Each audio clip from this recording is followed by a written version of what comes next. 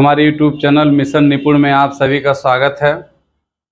आज के वीडियो में हम हिंदी व्याकरण के लिंग और वचन पर चर्चा करेंगे।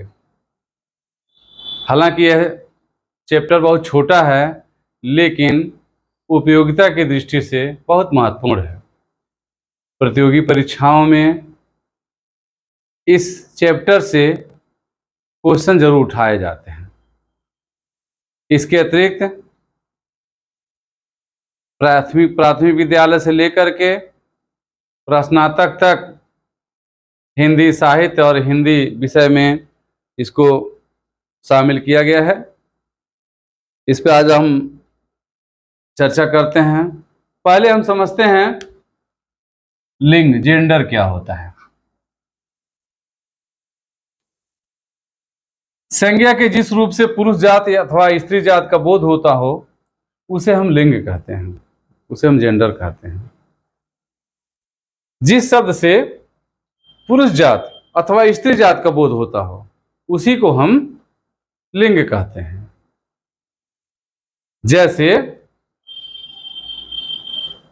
बालक, कुत्ता, चाचा, मामा, नाना, भैया, बालिका, दादी, चाची, मामी, नानी, दीदी, ये सब हमारे लिंग में आते हैं। ये लिंग दर्शा रहे हैं। किसी भी वाक्य में ये शब्द रहेंगे तो वह उस वाक्य में लिंग दर्शाएंगे, जेंडर बताएंगे, जेंडर का बोध कराएंगे। संज्ञा के जिस रूप से पुरुष जात अथवा स्त्री जात का बोध होता हो उसे हम लिंग कहते हैं। अब आते हैं लिंग के दो भेद हैं, जेंडर के दो भेद हैं। एक है पुल्लिंग और दूसरा है स्त्रीलिंग। पुल्लिंग क्या है? जिन शब्दों से पुरुष जात का बोध होता हो। किसी भी वाक्य में ऐसा शब्द हो जिससे पुरुष जात का बोध होता हो वो हमारे पुल्लिंग में आते हैं। जैसे बालक, ये पुल्लिंग है। कुत्ता पुल्लिंग है। चाचा पुल्लिंग है। और मामा, नाना, भैया, ये सब हमारे पुल्लिंग में आते हैं। अब इसी के विपरीत स्त्रीलिंग में जिन शब्दों से स्त्री जात का बोध होता हो उसको हम स्त्रीलिंग कहते हैं। जैसे नानी, मामी, दीदी, लड़कियां, बालिकाएं, ये सब हैं जो है ये सब स्त्रीलिंग में आती हैं। एक बार पुनः सुन लीजिए। संज्ञा के जिस रूप से पुरुष जात अथवा स्त्री जात का बोध होता है उसे हम लिंग कहते हैं। लिंग के दो भेद हैं, एक है पुल्लिंग, दूसरा है स्त्रीलिंग। पुल्लिंग जिन शब्दों से पुरुष जात का बोध होता है उसे हम पुल्लिंग कहते हैं। जैसे बालक, कुत्ता, चाचा, मामा, नाना, भैया आदि। अब उसी के विपरीत स्त्रीलिंग जिन शब्दों से स्त्री जात का बोध होता हो उसे हम स्त्रीलिंग कहते हैं। बालिका, दादी, चाची, मामी, नानी, दीदी, ये सब जो हैं हमारे स्त्रीलिंग के शब्द हैं। जिस भी वाक्य में ये शब्द होते हैं तो वो स्त्रीलिंग उसे कहा जाता है। अब आते हैं वचन पे, नंबर पे। वचन भी हमारे दो ही हैं। पहले इसकी परिभाषा हम सुन लेते हैं, इसका अर्थ और मतलब सुन लेते हैं।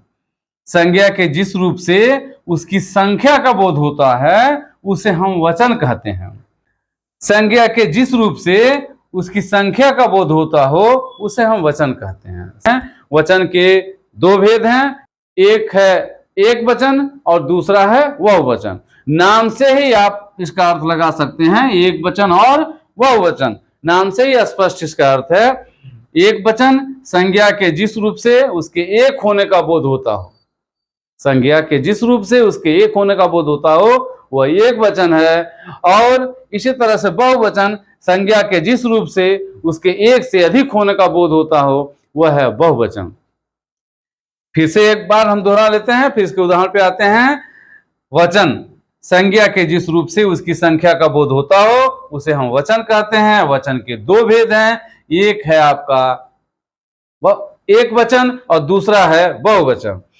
एक वचन संज्ञा के जिस रूप से उसके एक होने का बोध होता हो, संज्ञा के जिस रूप से उसके एक होने का बोध होता हो उसे हम एक वचन कहते हैं। जैसे लड़का, हाथी, पुस्तक, घोड़ा, लड़की, ये सब एक होने का बोध हो रहा है।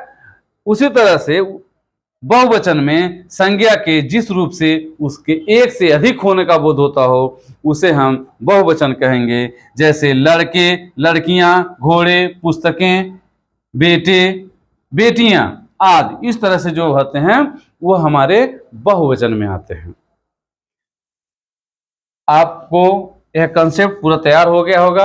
हालांकि ये पहले हम बता चुके हैं, यह चैप्टर बहुत छोटा है लेकिन इसमें से क्वेश्चन जरूर उठाया जाता है, चाहे वो प्रतियोगी परीक्षाएं हों और चाहे हमारे प्राथमिक से लेके स्नातक तक के कोर्स की बात हो, इसमें से क्वेश्चन जरूर आते हैं। अब हम पुनः एक बार दोहरा लें। लिंग के दो भेद हैं, पुल्लिंग, स्त्रीलिंग। उसी तरह से वचन के दो भेद हैं, एक वचन, बहुवचन। हमको उम्मीद है यह वीडियो आप सभी को बेहद पसंद आया होगा। इस तरह की जानकारी पाने के लिए आप हमारा यूट्यूब चैनल मिशन निपुण सब्सक्राइब करें, शेयर करें, कमेंट करें, हमारा हौसला अफजाई करें ताकि हम और भी इस तरह से वीडियो आप बना करके आप लोगों के सामने रख सकें। अंत में जय हिंद, जय भारत, जय संविधान, जय शिक्षक।